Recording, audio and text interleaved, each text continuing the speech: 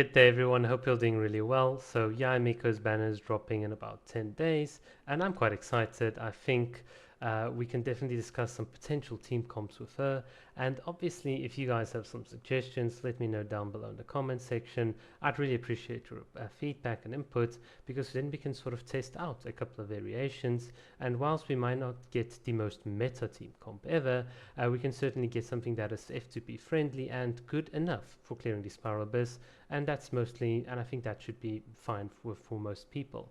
Now, one of the things about Yai Miko is I was wondering how quickly can you cast her E ability? So can you do like a triple tap? Is there like an animation delay? How sturdy is she when she's casting? In other words, can the enemies disrupt her?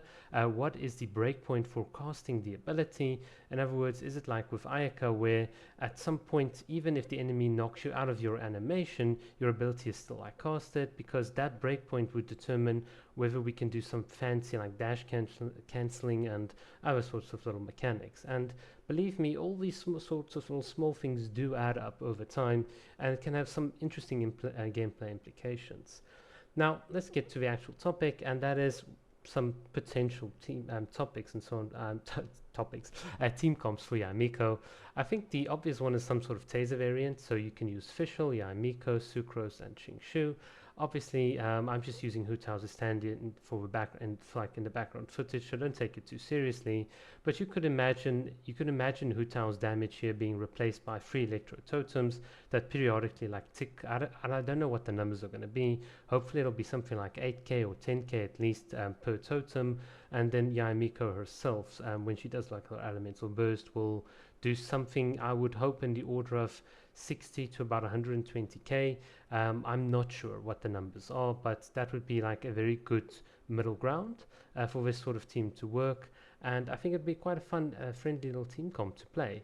I like Taser team comps, they're so much fun. Sucrose is just a I don't know. I like Sucrose a lot. I liked her since day one, and she's obviously so great. Like the damage really adds up. It's all these little small numbers adding up quickly. You just gotta love it from Sucrose.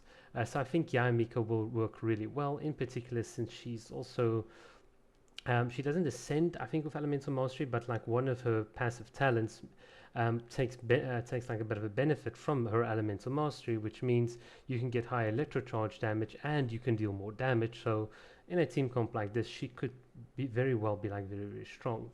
The other sort of variant that I've been thinking of is like a pure mono electro team.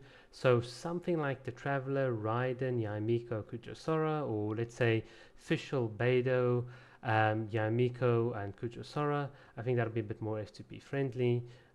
So some sort of variation of mono electro. My only worry with mono electro is how easy is it for you to sort of battery the team?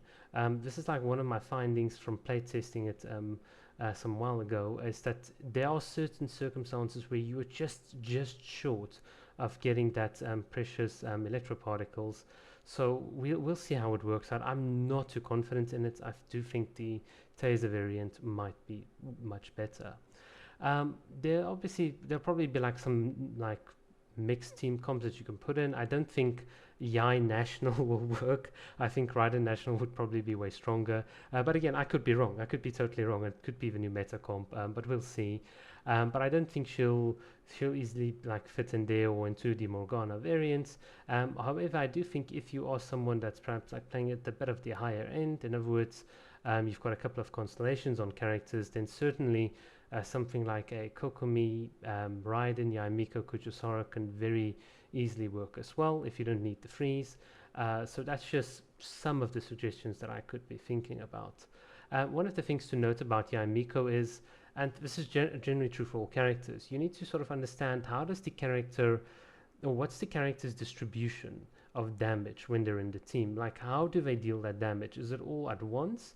Is it like periodically? Is it only off field? Is it damage over time? All these sorts of little things do affect like team comps. And I think with Yai Miko, the impression, or at least from what they were saying on like the live stream, is that she gives this consistent damage with like an occasional very high burst that comes through. So the whole thing is her E ability. I'm not sure too much about her normal attacks and how strong they are or how they might work. So that's still up in the air, and whether they're useful. I certainly love it if they're useful because they look so pretty, like the wand and the casting and everything. I think it'll be just be absolutely gorgeous. But time will tell, and all these sorts of things that we're talking about will definitely be up in the air for us to discuss.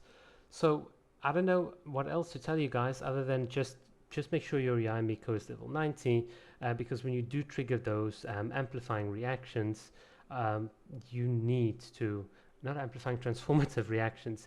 You need a high level to do the most damage. But yeah, otherwise that's just sort of what I've got to say. Thank you so much for watching and have a lovely day. Cheers.